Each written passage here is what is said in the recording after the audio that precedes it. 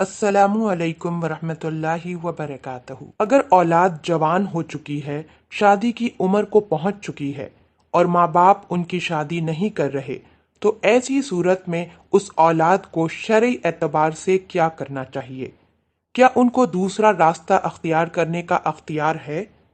अगर आप शर्मीले हैं और माँ बाप को शादी कर नहीं कह सकते, तो माँ बाप को शादी के लिए कैसे कायल करें? क्या करना पड़ेगा आपको? अगर वालिदैन औलाद में ये तीन निशानियां देख लें, तो फिर उन्हें चाहिए कि जल्द से जल्द अपनी औलाद की शादी कर दें। तो चलते हैं जवाब की जानिब। आपने इस वीडियो को आखिरी तक समाअत फरमाना है। सबसे पहले मैं माँ बाप की तरफ आती हूँ। जब माँ बाप औलाद में ये तीन चीजें देख लें, नंबर एक, बराबरी का रिश्ता मिल चुका है। बराबरी के रिश्ते से क्या मुराद है? हम लोग शायद ये समझते हैं कि अगर कास्ट हाशमी है तो हाशमी में ही शादी करनी है, राजपूत है तो राजपूतों में ही करना है। भाई, अल्लाह के नबी ने 11 शादियां की हैं और आप तारीख उठाकर देखिए, जो 11 शादियां उन्होंने की हैं, एक ही कबीले में नहीं की, मुख्तलिफ कबाइल में की हैं। और इसलिए की ताकि उम्मत को पैगाम भी दी जा सके। इसका मकसद ये भी है कि अगर रिश्ता राजपूतों में मिल जाए, हाशमी में मिल जाए, आप जिस भी बिरादरी से हैं आप कर लें। मुख्तसरन ये कि दीनदारी देखो, नमाजी देखो, अपना घर बार देखो और लड़का लड़की का मिलाप देखो। मिलाप का मतलब क्या है? ऐसा ना हो कि लड़की तो माशाअल्लाह खूबसूरत है, खूब सीरत है, अच्छे खानदान से है, जबकि लड़का कम दर्जे का है। मिसाल के तौर पर लड़की शहर की परवरदा है, अच्छी जिंदगी गुजारने वाली, नाजो नेम में पली हुई, और लड़का छोटे शहर का अजीब व गरीब माहौल का, अजीब रहन सहन का मालिक। तो ऐसे में लड़की वहां जाकर नहीं रह सकती। तो बहरहाल शरीयत कहती है कुफ देखो, बराबरी देखो। बराबरी से मुराद बिरादरी या कास्ट नहीं है। बराबरी से मुराद आपस का मिलाप देखो। मिलाप ठीक है तो फिर निकाह कर दो।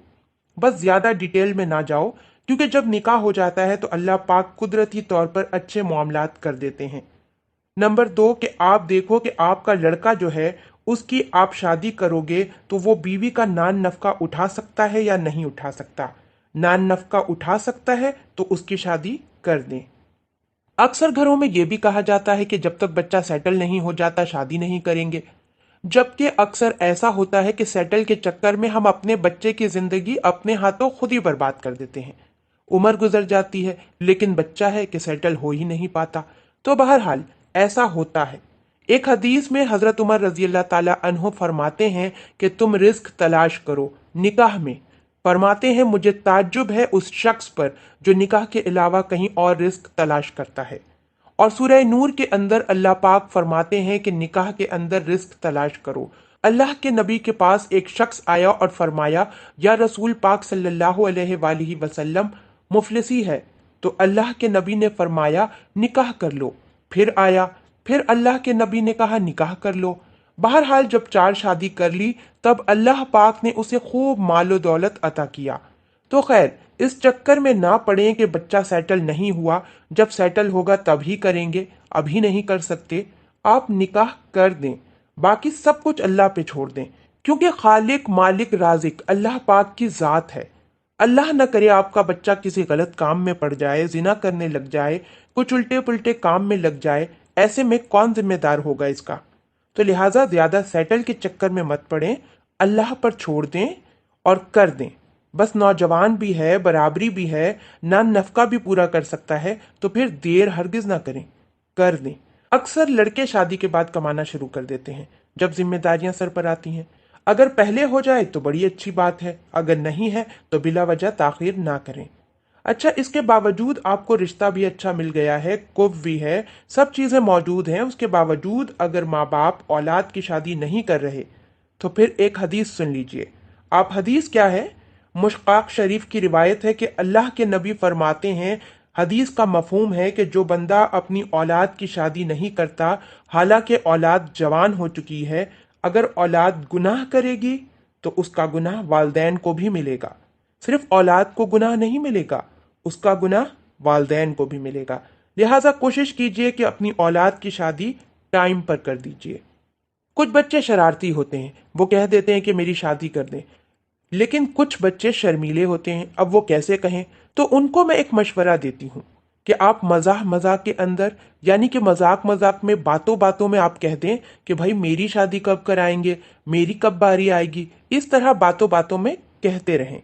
इसमें शर्म कैसी? अच्छा, शादी का कहते हुए शर्म आ रही है आपको, और गुनाह करते हुए शर्म नहीं आती? जिना करते हुए शर्म नहीं आती? हाथ से जिना करते हुए शर्म नहीं आती? तो देखें, बातों बातों में वालदैन से कहते रहें कि आपकी भी शादी करा दें। अच्छा, इसके बावजूद अगर माँ बाप शादी ना करें तो फिर ऐसे किसी दोस्त से बात करें जो करीबी हो, जिसके साथ आपकी बहुत अच्छी दोस्ती हो। उससे कहें, आपके माँ बाप से बात करें कि निकाह कर दें। तो अपने दोस्त अहबाब के जरिए वालदैन तक बात पहुंचाएं। सबसे अच्छी बात यह है कि आप शादी करो और आपके वालदैन की दुआएं आपके साथ हों। ऐसा ना हो कि आप लव मैरिज करो, क्योंकि मेरे पास बड़े मैसेजेस आते हैं कि मोहब्बत की शादी की और तलाक हो गई। तो खुदारा वालदैन की मर्जी से शादी करें आप लोग। अगर आपने अपनी शादी के लिए वालदैन से कई बार बात की लेकिन वालदैन फिर भी नहीं मान रहे, तो फिर आप क्या करेंगे? तो फिर आप रोजे रखें। रोजे से भी काम नहीं बन रहा तो फिर आप मुख्तलिफ किताबों का मुताला शुरू कर दें। अगर किताबों से भी काम नहीं बन रहा तो सोहबत अच्छी कर लीजिए।